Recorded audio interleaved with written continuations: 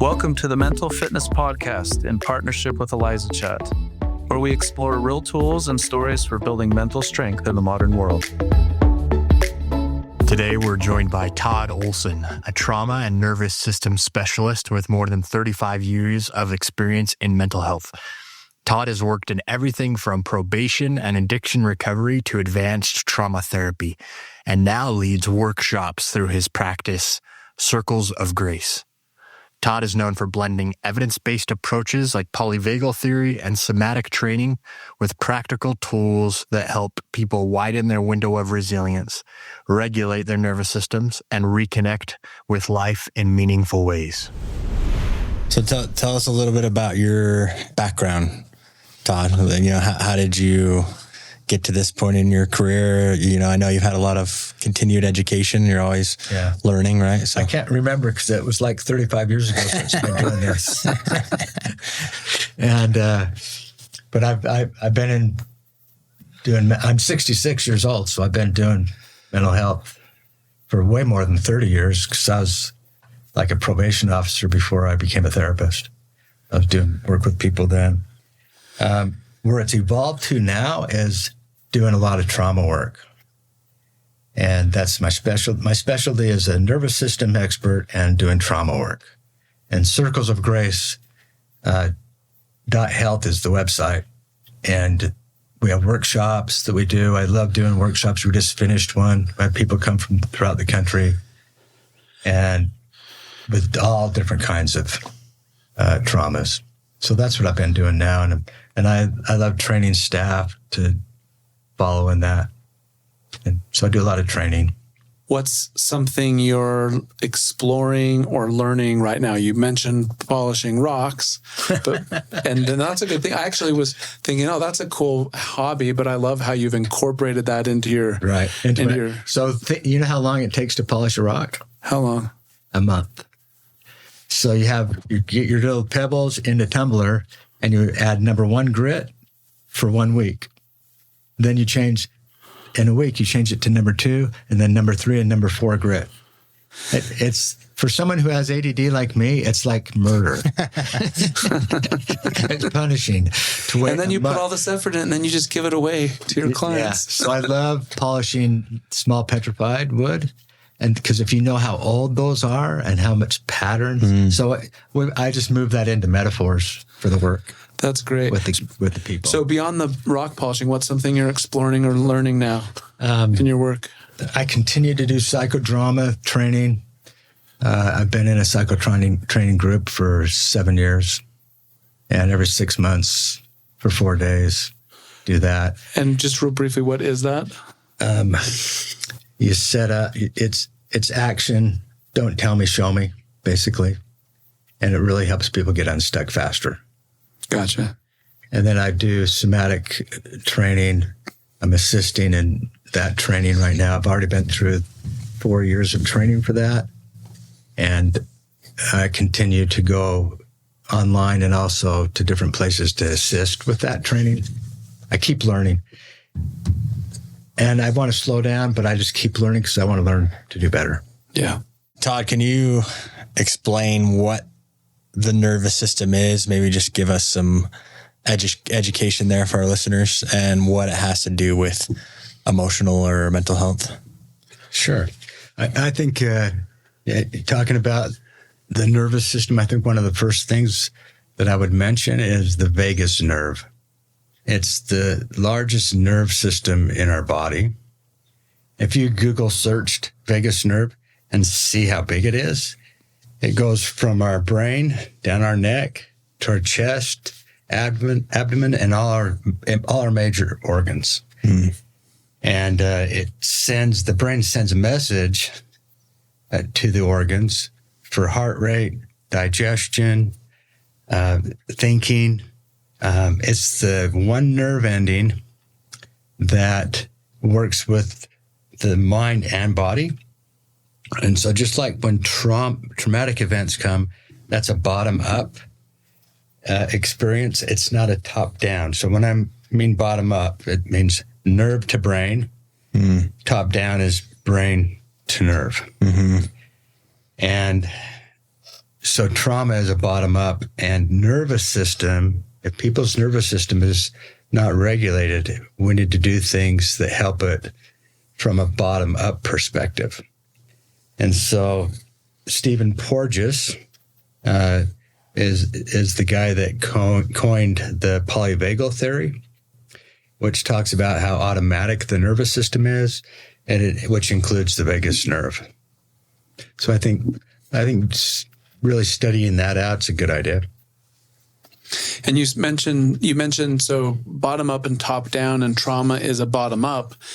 I can see that with physical trauma when something happens to the body, the nerves are communicating to the brain. But explain how other forms of maybe emotional trauma are bottom up.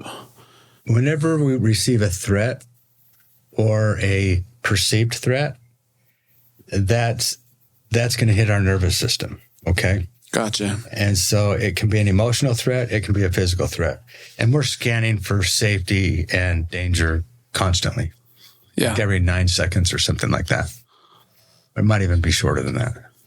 Is this the fight or flight, freeze, fawn? Is that kind of stuff? Like, sure. Yeah. I think that we'll get into that for sure today. Okay. We're talking about that. The polyvagal theory is understanding how our mind and body operate as a nervous system. And so like social engagement, when we're in our best self, that's the one we want to spend most of the time in. And then when there's a threat, our first line of defense is that one. And so we'll talk more about that. okay. So the polyvagal theory is a way of understanding how our nervous system reacts to stress and safety. It explains that we have different parts of our nervous system that control how we feel and how we behave, and how it makes us feel calm, while others make us feel frightened or ready to run, so fight or flight. These parts work like in sequence, influencing our heart rate, our tension. So you've heard of box breathing. Yes. Yeah. And so why does the military do box breathing? So they do repetition all the time of muscle memory of when they're in danger, right? Mm-hmm. And what to do, how to shoot, how to defend themselves.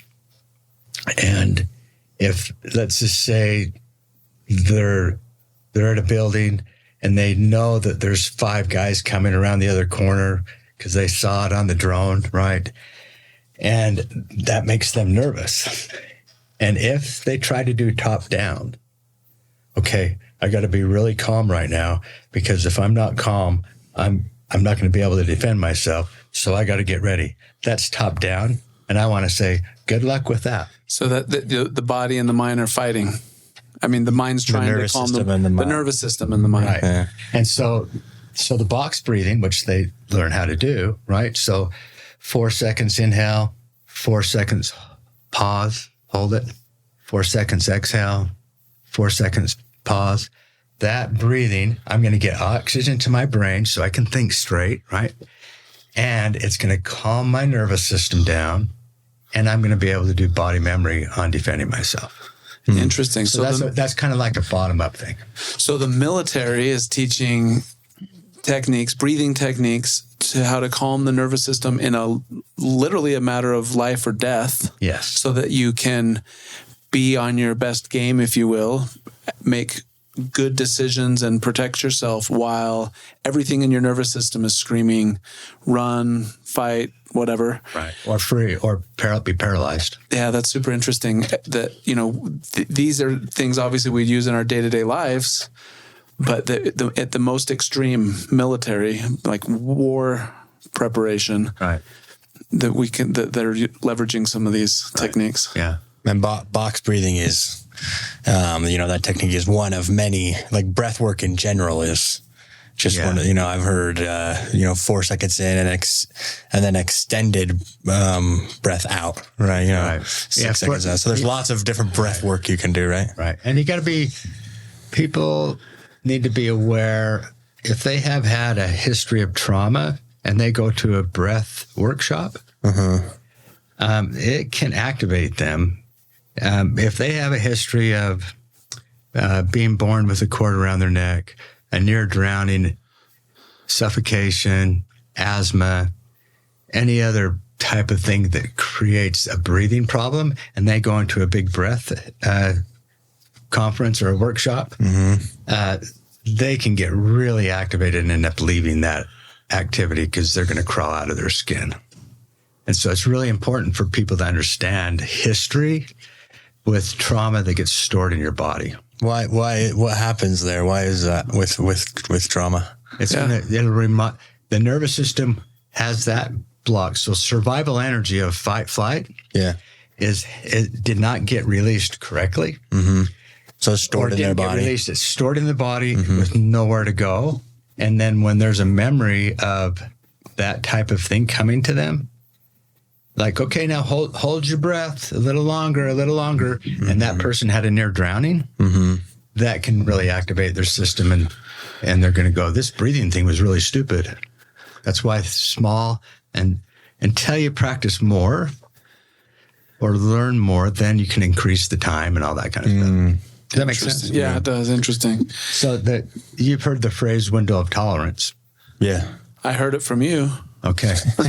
That's where I first heard it. So Dr. Dan Siegel from UCLA is the one that coined that term. And so window of tolerance is, I also like to call it window of resilience or window of capacity. Okay. Because it's like we'll have energy inside the window, and we have increased, it's called sympathetic energy, which gets us going and moving around. And then it also has parasympathetic energy that helps us to rest and digest. So all day long, there's this up and down, up and down, and up and down.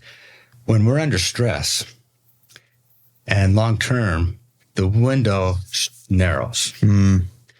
And when that window narrows, what didn't bother us yesterday is bothering us today. And so by window of tolerance or window of resilience, what you're talking about is this fluctuation in our emotions that's within a tolerance window where we can behave and act normal. Things that will cause an increase of stress, or good news or bad news, but we're still sort of regulated. Correct. But and what you're saying is stress will shorten that. So now things that yesterday wouldn't have upset us, we're more irritable, or we're more likely to, maybe lose our temper or get overwhelmed because that window's gotten smaller. Right. That's what you're saying. A real world example of this would be like you show up to work and you're at your desk, you're ready for the day, you spill your coffee on your desk. If you're dysregulated and if your window's narrow, you have this hyper arousal, whatever it is, right? That person might break down and start bawling and crying like they can't handle anything anymore. Right. But if they're centered, then maybe it's just like, oh crap, well, I better go clean that up. Let's get back to work. Yeah, that's interesting. So Elizabeth Stanley, she wrote "Widen the Window." She's a somatic therapist. In the military, I think she's 3 or 4 generations of military family. And in her book, Widen the Window, she talks about how she had so much stress and abuse in the military that she started to go blind. Wow. And then she learned about the somatic stuff and the nervous system and about the window. And she learned that regulating the nervous system was so crucial. And that to widen the window was really important. So widening the window, she talked about those 5 areas that are important to keep your window wide. And we don't pay much attention to those because they're so common. And the first 3, sleep. And I think you have some podcasts coming on sleep if you haven't already, which is really wise. Yeah. Exercise, nutrition. Those 3 we minimize because they're so normal. Yeah. Right. But if we're not paying attention to those, it affects a lot. And so keeping our window wide so it doesn't narrow, those 3. And then the 4th one is reflection and awareness. really being in touch with yourself, knowing when your nervous system shifts states, which we'll talk about in a minute. Journaling can help. Not a travel log, but just doing a little bit of journaling. Listening to a podcast can be reflective. And say, this one? Yeah, like this one. Right. And then the fifth one is the right kind of support. Like what you guys are trying to do, pushing this out into the world. We need the right kind of support because we're going to get poor advice, right, from different people. So the right kind of support. And I like to add a sixth one that she doesn't include, but it's when you read her book, it's knowledge. So just gaining knowledge about this kind of stuff is crucial. Psychoeducation. Yeah. So those three you mentioned, the sleep, nutrition, exercise. Yeah. When we're sleep deprived, is our window narrowing? Yes. When we're eating poorly, our window narrows. When we're lethargic, not getting out and exercising. And when we're doing those things, we're widening the window. Yes. And so building resilience or mental fitness over time, and we're going to talk more about this later as well, but each of these things are ways to widen our window. Yes. When we exercise, when we eat well, when we sleep well, when we understand, when we have knowledge and understand, have self-awareness, those things are widening our window. Okay. Yeah. That's good. It seems too simple. That's why people don't pay attention to it. Yeah. Right. Yeah. Yeah. But then there's lots of directions to go, but while on this, I'm just thinking, so our behavior, the lifestyle we live we can greatly influence the width of our window. Right. Which if we have a really wide window, we can roll with things, we can deal with ups and downs and stress in a very healthy way. But no matter what, no matter how wide your window is, no matter how healthy, physically fit, how well you're sleeping, how much you understand, experiences come in life that take us outside of our window. That is correct. Talk a little bit about what's happening in the body when we're outside that window. Okay. And then things...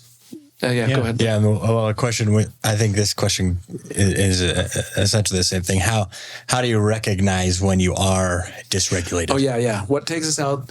How do we recognize it first? Yeah. And then what do we do about it? Yeah. So let me start with the Polyvagal Theory.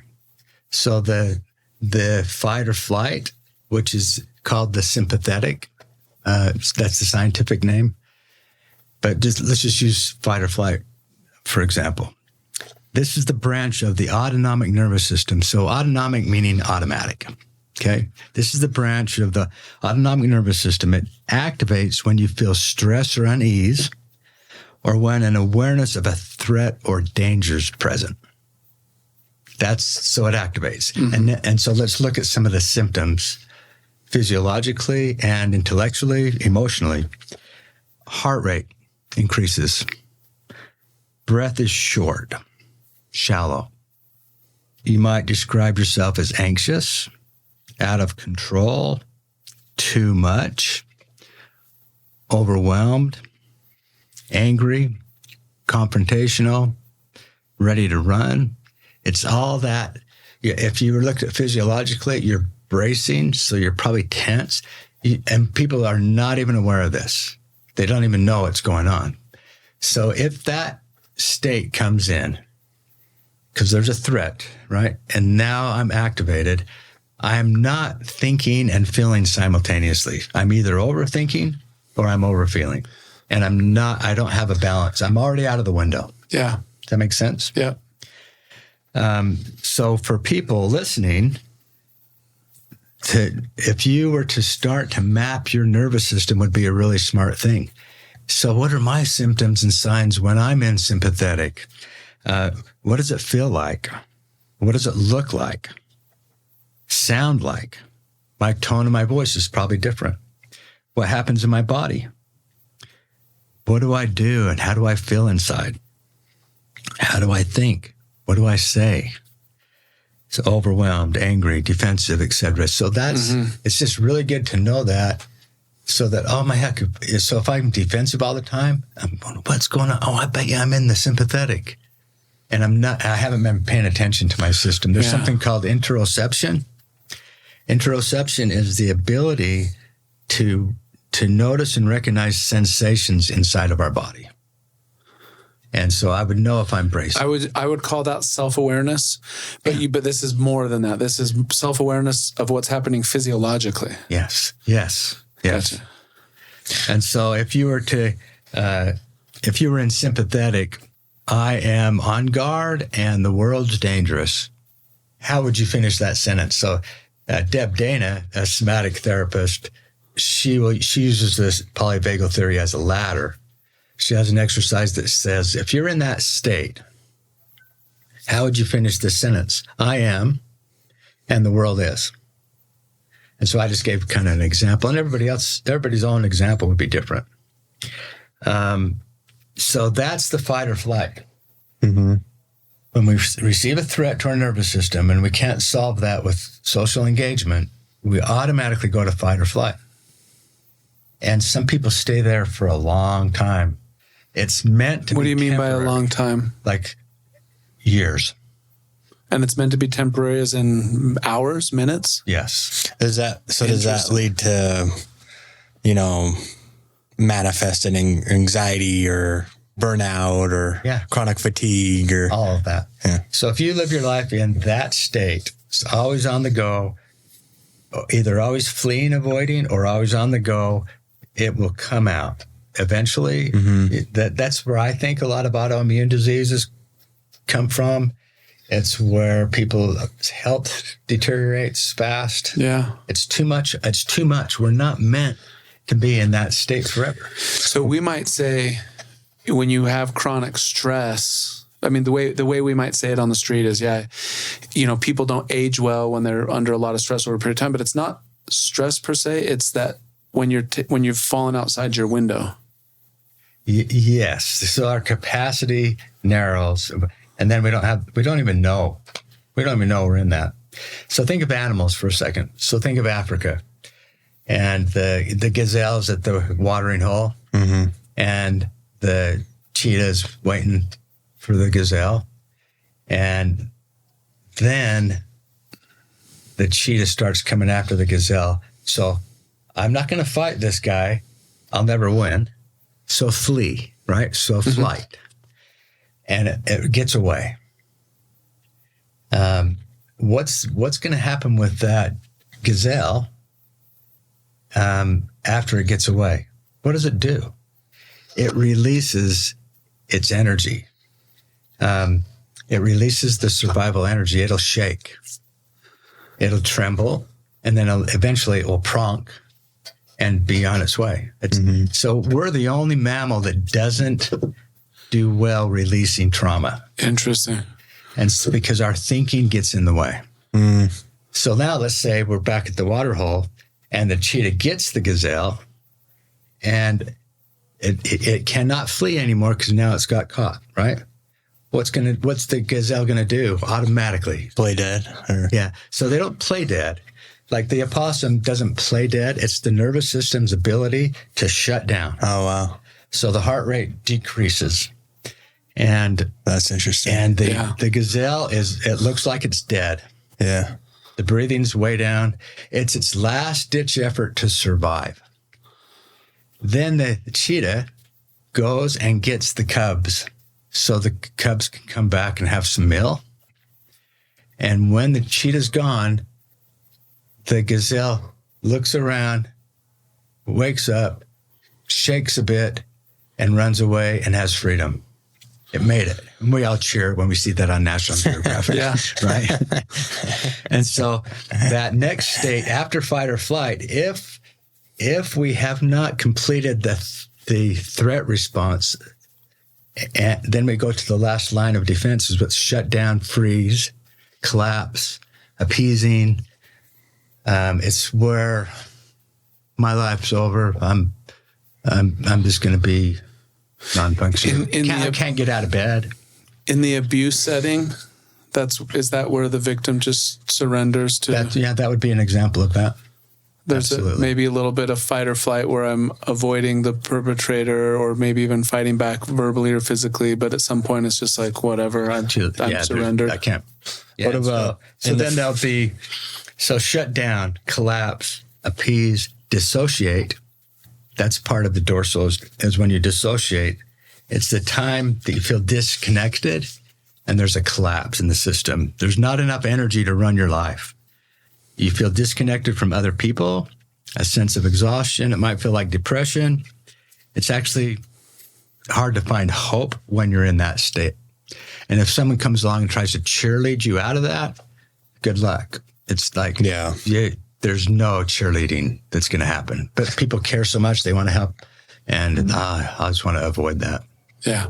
Is this when you can also, you're trying to do things, numbing things like doom scrolling on social media? Yeah, this is where a lot of addictive behavior ends up. Sometimes just to feel alive. Yeah.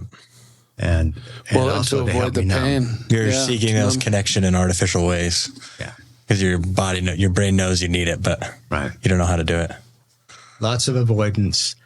And so with avoidance, and then I'll do secretive behaviors, and I'll also, that's where a lot of scrolling happens, a lot of pornography happens, a lot of secret behavior happens.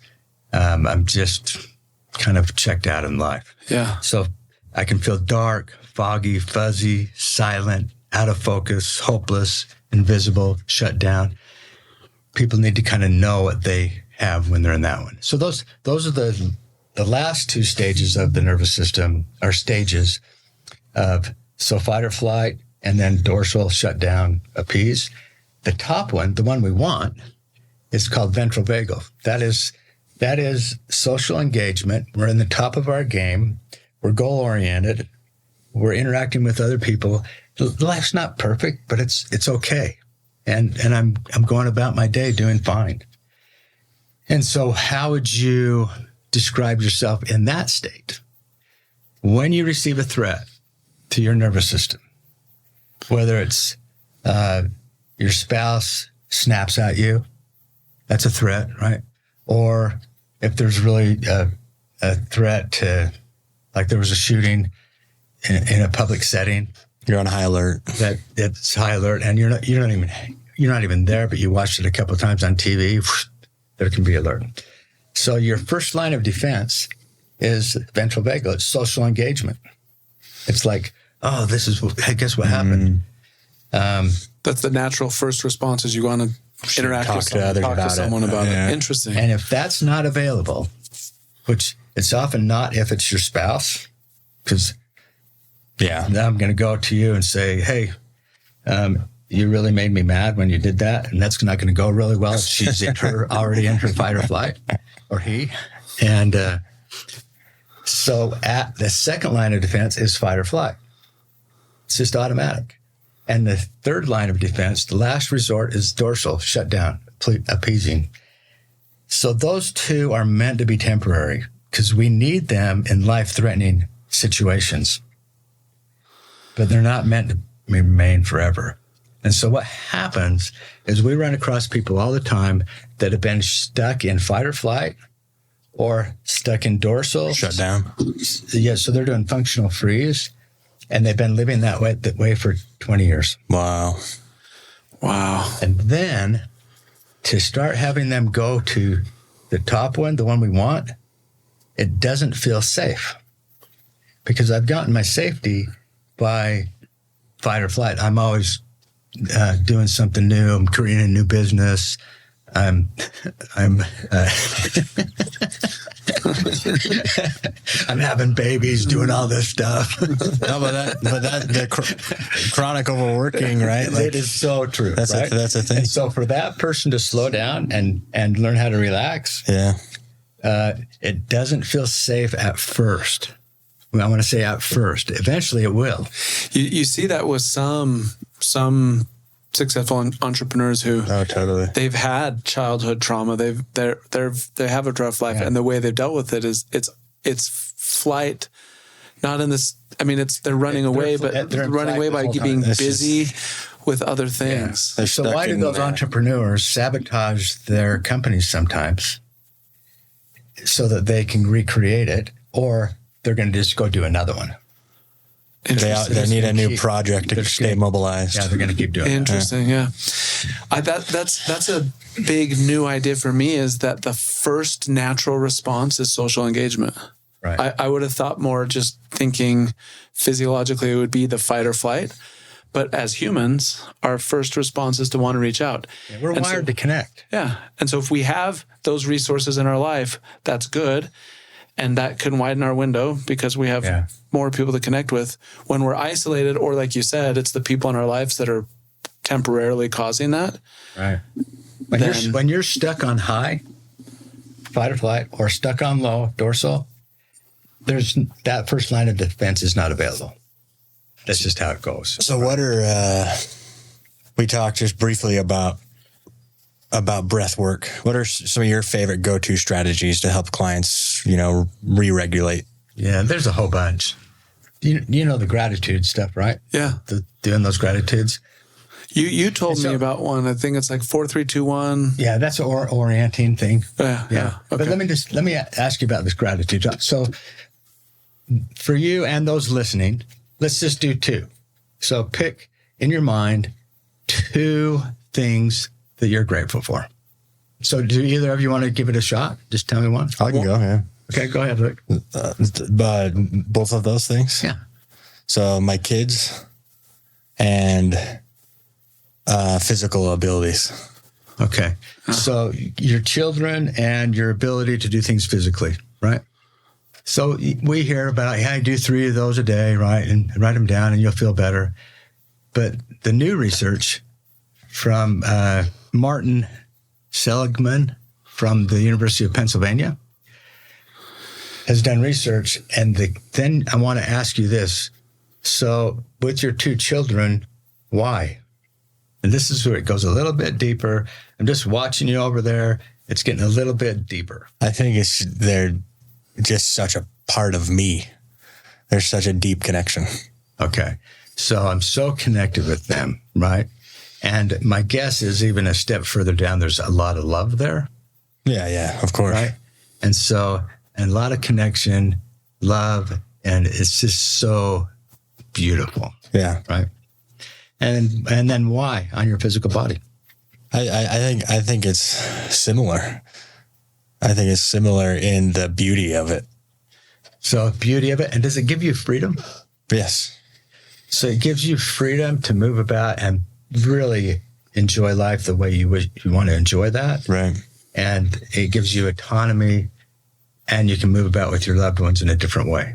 Yeah. So yeah, the doing 3 gratitudes a day is a good idea, but do it a little bit deeper and to the why. And what does that do to your system? That's a great Not practice. just the superficial, just write out a couple things you're grateful for, but getting in the why. I was just in my own mind when you were asking Luke those questions, answering them for myself, and the emotion changed. Yes. So Martin Seligman would be a great guy to have on podcast. He's considered to be an expert on depression and happiness. He's been called the father of positive psychology. Yeah. He's one of the preeminent psychologists of the 20th century. He just really is. Yeah, we've read lots of his stuff. We're We've fans based of a it. lot of our work on. Yeah. If you look at if you look him up and look up the 3 good things exercise, it's kind of what we did in Speedy. Yeah. So he'll talk about the why. That's where we get that from. Interesting. So deeper gratitude work. That would be a good thing to do. Slow Breath people work. down. Okay, you talked about community connections like co-regulation, regulating with others. So here's 3 other things to look at. A healthy mix of excitement, creativity, and relaxation. If we have a balance of those going on, we're going to have a good window. We're going to be in the ventral vagal pretty well. The gal who wrote the book, Habits of a Healthy Brain, Loretta Bruning, I think is how you say her name. She explains how different habits and mental health practices help us with chemicals. And so she names 4 chemicals on creating habits of a healthy brain. Dopamine, serotonin, oxytocin, and endorphins. If we can get all four of those in a really unhealthy way, or we can get them in a very healthy way. Yeah, that's true. And if we're using those other three, creativity, excitement, and relaxation, there's a real good chance that we're using in healthy ways. Those four chemicals are coming into play. I know that addictions are often the unhealthy dopamine hits. Correct. What maybe just super quick, what are examples of unhealthy ways of oxytocin and So serotonin and oxytocin endorphins? is the connecting one, right? It's the one that Luke talked about with his little kiddos. That connection, skin to skin, it's good. So pornography is a big one on that. Okay, that's not dopamine. That's a combination. dopamine and oxytocin. Yeah, combo. Gotcha. And serotonin's involved in that too, and endorphins. So afterwards, after the endorphins, then I want to do another one. So it's a good thing. So it's like those are all included in Yeah. Drug abuse, I imagine, covers many of them. Yeah. And so you look at the different drugs involved.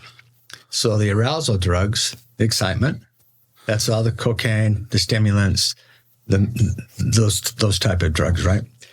And then the other ones are the satiation drugs. That's the alcohol, pain marijuana. pills. Marijuana is the next category. Oh, gotcha. So like anything that satiates, right? Alcohol and oxy and those kind of medicines.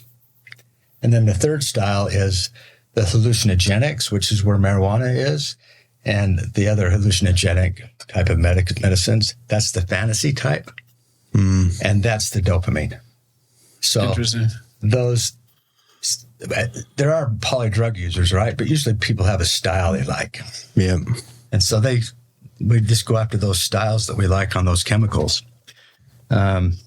James Clear, he wrote The Atomic Habits. Yeah, big fan of his. So he hits the small habits. Loretta, on her book, she talks about small. So doing small in the beginning, it's crucial. And repeating that. And he does the same thing. His is more behavioral, but they're both great books. And they hit it a little different. She goes after the chemicals. He goes after behavior. You've mentioned several books. We'll make sure to add links to this to the podcast. Yeah. Other things that can calm your nervous system. Here's one that those who are somatic therapists will know about this. And it's vibrating the vagus nerve. And so whenever I have a client, I usually do not do this on the first visit because I want them to come back. Right? They're gonna think I'm weird. But it's vibrating the vagus nerve. And so it's a VU sound, like a foghorn. And so if I'm overstimulated, if I'm stressed out, I'm going to do one VU with a big long breath, and it sounds like this. VU, and I'm vibrating my throat and pushing it down into my belly. And so I'm challenging the listeners to try this on their own when no one's listening, and do one long VU, and then just be still and notice what happens to your system. It sends the vagus nerve sends a message to the brain that I'm no longer in threat, and I can calm. Interesting. That's interesting. It's crazy. It's cool stuff, right? And so no thinking.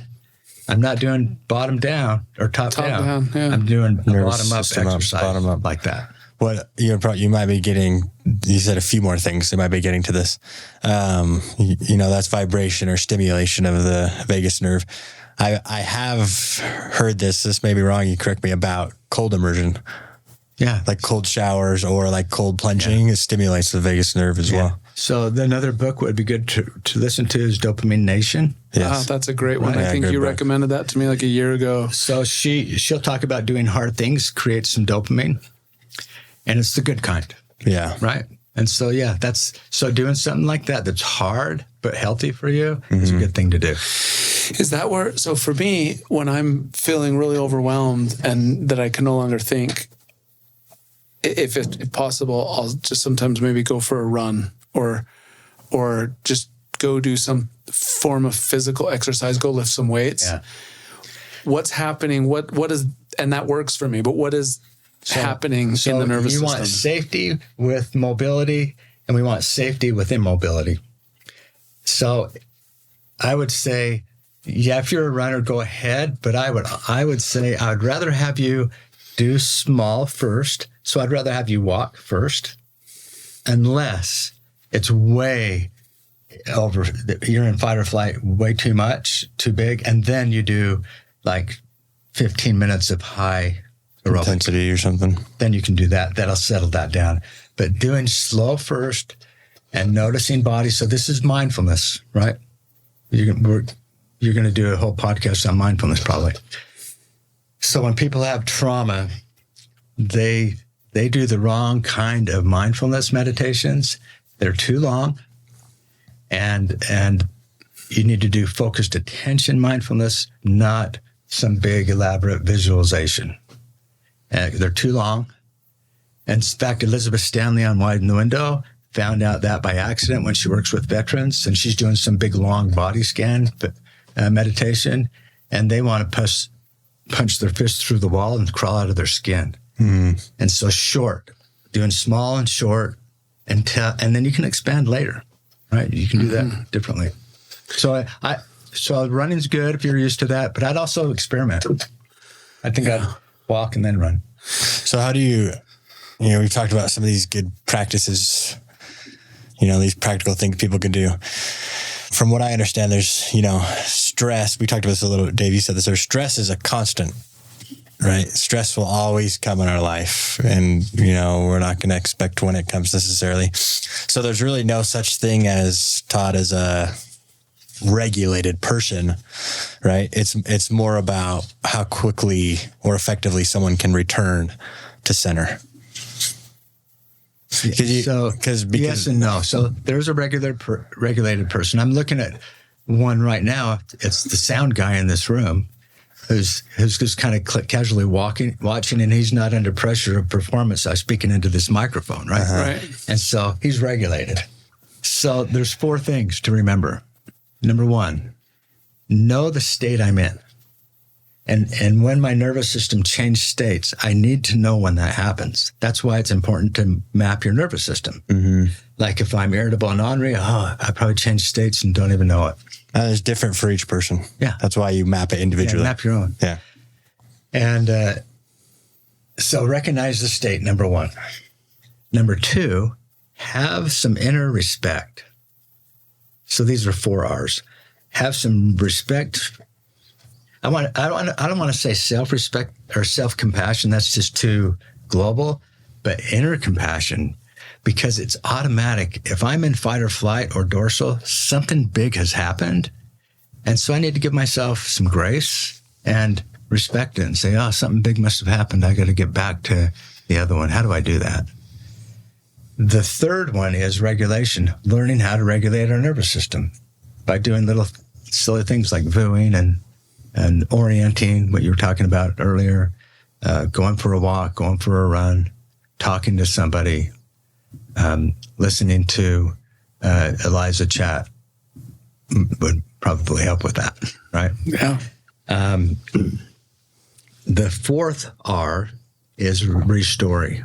So, something must have happened big. I'm not a weird person.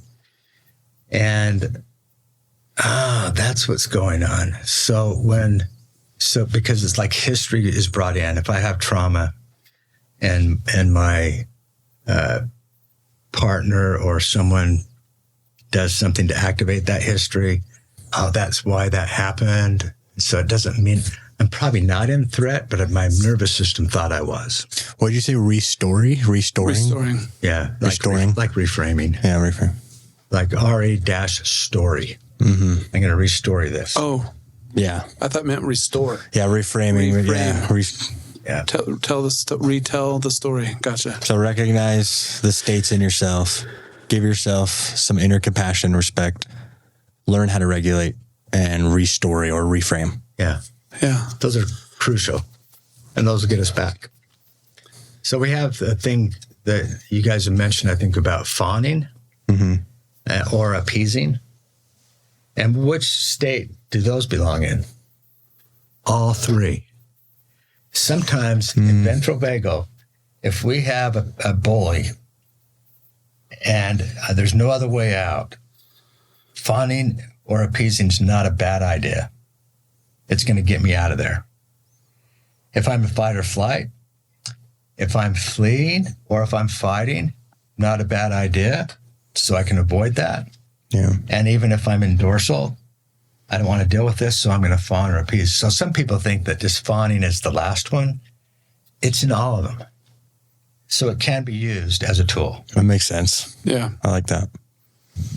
So I think you've given some really good guidance on us being able to, with mapping our own behaviors, mapping our own nervous system, and understanding when we've kind of fallen out of the window, and then some advice on how to come back. But you also talked about people who are living outside that window or are stuck in one of those states for years.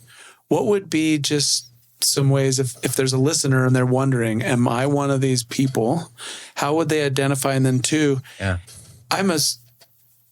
we're all about mental fitness and practical daily advice, but at some point, if someone's been stuck for a long time, they probably need to go to a therapist. Absolutely. How would you, for someone listening, recommend that someone can quickly self-identify, I've been stuck in this state too long, I need to get professional help, versus someone who's just like, I just get really worked up easily. Here's some things I can do day to day to widen my window. And what type of professional care? So it's a great question. That's a good question, because they're not going to come in. They're going to deny that. But I'm not going to, subconsciously, I'm not going to give up my survival mechanism to go into ventral vagal and to calm down. Like, they will resist that. But the ones that I see are like, let's say the collegiate athlete. They've spent their life exercising and performing and doing that. And then if they get injured, what happens? Crushes their identity. Yeah, their world turns upside down. So then they come in, because they can be in dorsal real quick, right? And I don't even want to live anymore. My life's over. Blah blah blah. Their capacity's gone way down, and so then they'll listen, right, and maybe restructure their life. So how do we? So you're saying the person that's been stuck for 10, 20 years, they're not going to come in. What? Well, they're going to listen to this podcast, and then the high achievers don't know that they're going to be hitting burnout. Mm-hmm. And then they're going to use different techniques to try to manage their burnout. And when their life turns, like they're on their third marriage and self-medicating. They're just not, their life will turn upside down eventually. And I'd rather have them come in first, earlier, before that happens. Yeah. But it's hard to get them to come in. So if you're listening, so when they do, that'll be edited, right? So when they do come in, what kind of professional care? There's so many different specialties and modalities. One of the very first things to just put them at ease, right? And I'll do a lesson on the Polyvagal Theory of their nervous system, and I'll have them start to map their nervous system, so it will normalize for them what's going on, and they'll feel more safe, because they're not going to feel safe coming in. That's a threat. I have a random question. Is this the adolescent brain and nervous system versus adult? Is there differences there? Like if you were to you want another podcast on that, baby? I mean, with like the nervous system, like is their nervous system not developed yet? So baseball season's on, right? And so at my office, we do a lot of running the bases. Home plate is healthy adult. First base is the kid, the elementary school kid. Second base is the teenager. Third base is the maladaptive adult that manipulates, figures out, inner critic, does all the unhealthy stuff. And so you start looking at that. So how would and then I'll throw you a pitch. And so home plate, what would you do with that? Home plate would go, if the guy or the gal says, I have no idea, I go, that's probably the first healthy adult thing you've said. Just to admit that you have no idea and that you've come here for some help. Let's just keep going. What does the first baseman, what does this little kid do? fantasize, play with his marbles, and avoid, or cry. Second base, what's that? Either a real pleaser or a rebel, right? To hell with them all, right? I'm just going to be reckless. And then what's this and the other one going to do? A gossip, do this, do that. So who's running the show most of the time? Which one is it? And so it's just nice to look at those. It's not underdeveloped, but it's where my traumas were and how I learned to survive and what do I rely on.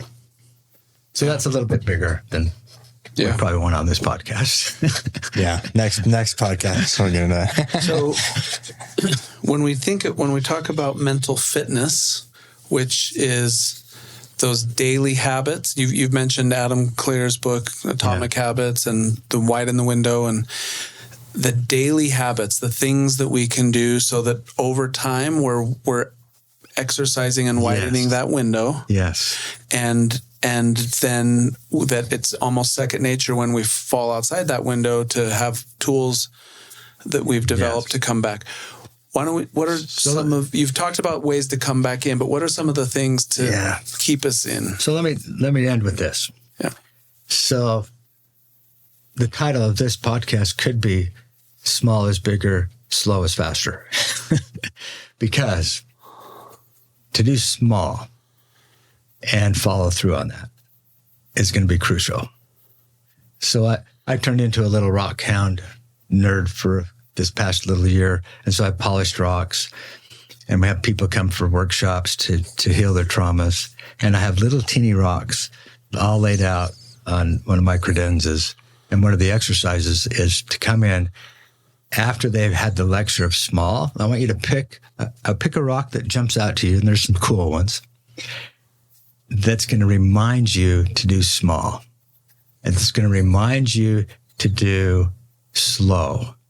And I want you to put that in your house somewhere next to this other rock that's bigger where you want to end up. So now they have these two rocks. It's going to remind them to do the small things. So like the 6 things we talked about in the beginning of the podcast, I want to do some small stuff, and I'm going to start doing them. And what are they going to be? I'm going to exercise. I'm going to eat better. I'm going to plan ahead. Sleep. I'm going to go to bed on time. All those kind of things that we already know. We already know what we should be doing, and we're not doing it. I like that concept of small because everyone can do something small. And if we're feeling our sleep is completely out of whack and it's like, I just have this big sleep problem, that can be demotivating to get started. But if it's like, you know what, I'm just going to do one thing, and that's, I'm going to stop looking at my phone an hour before bed. I'm just going to do that. That's the only thing I'm going to do. Start, at least to start. Yeah. Or nutrition. Like, no, I'm not going to redo my whole, I have that crazy cousin who eats salads all the time. I don't want to do that. But maybe there's one thing I stop eating, or one apple a day that I start eating. Something small. You're exactly right. I like that. I really love that concept. Small is big and slow is fast.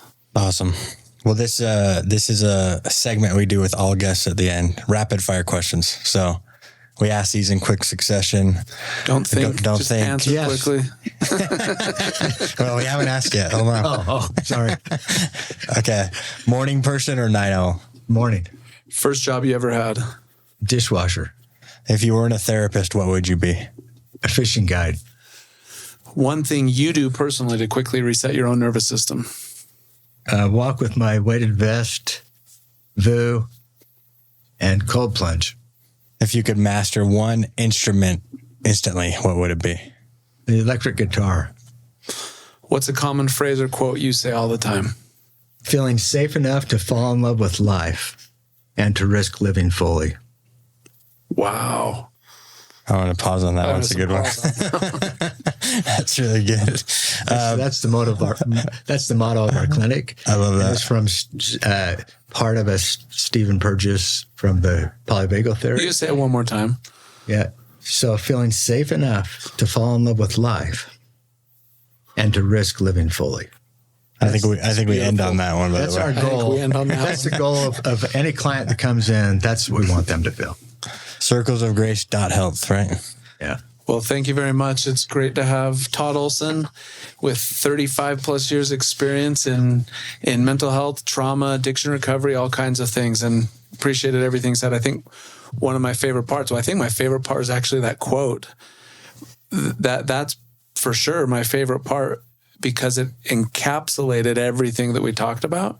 But I just love the concept of the window, and that certain behaviors restrict our window size and certain behaviors widen our window. And that's the mental fitness habits that we want to develop is the widening ones, and the ones we want to avoid are the shortening ones. What about you, Luke?